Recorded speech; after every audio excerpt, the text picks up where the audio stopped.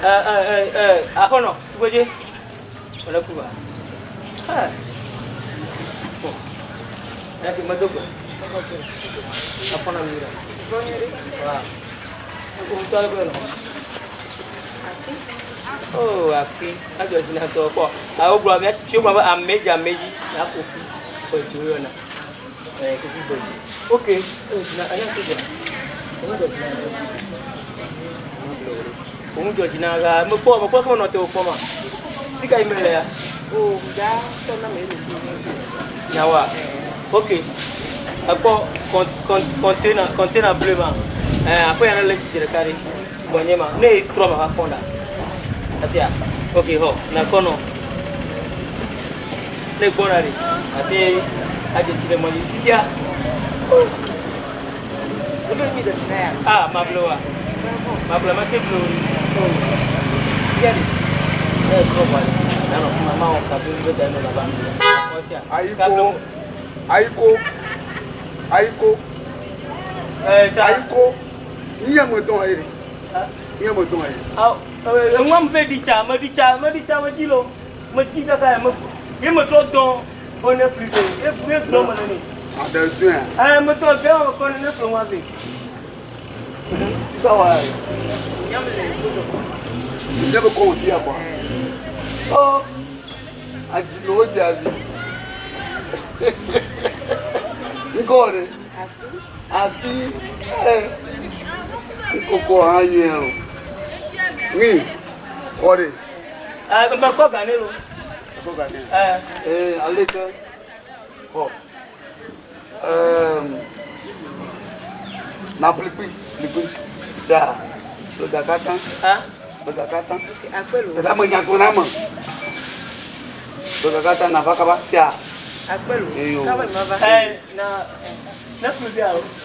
Na bau. Nama kawan. Tamu tu orang apa lemuji? Enggak dong mele. Jadi apa mah? Tata kau gak begani ya? Ini apa pelipi?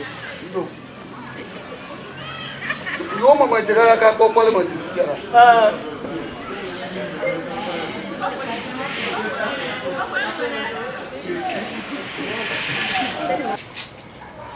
Mais comigo donc va se vivre mon bon. Então é um agora semula lo que vai chão. Fica todo de la viva do moi dia. Oh, hein? Não vi ma fica de la vida do. Oh, me jeshu. Ah? Então é me jeshu. Me puere. Mas jeshu na mo koga inda kina. Wato dia ha gama ko le me san wonu me san bo ga ko ganu. Wọ́n mú jọ àjìnú wa pa. Ma puto bonu vivre. Akanyo mú vivre no apato dia. Na manya gbona ma, me gbona na mo. Ku ne va ko. Ya de mo va do ma ko abo. Ko ga ni ko ha ga ko ga pini. Ijo gbe baba ga mo baba mu.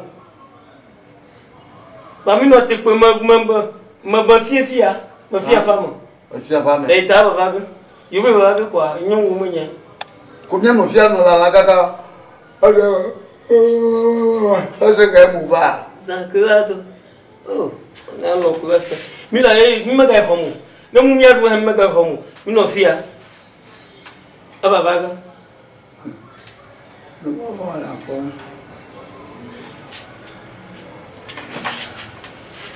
Voilà bon. Nga de ditemu la, di demu vida. Cha. Odi demu. Na ba ku mo yoga.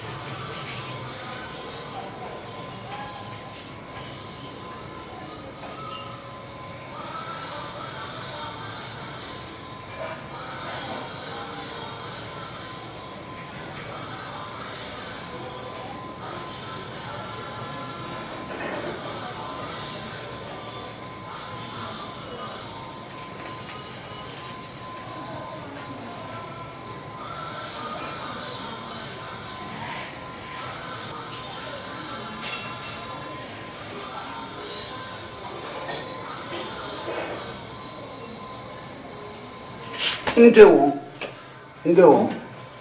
Nggak. Kita gimana? Rumah boy.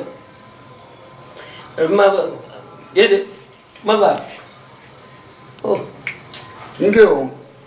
Mapuelo. Rumah lihat ni. Apa maka? Jadi mah. Bro. Mako mavi ulo.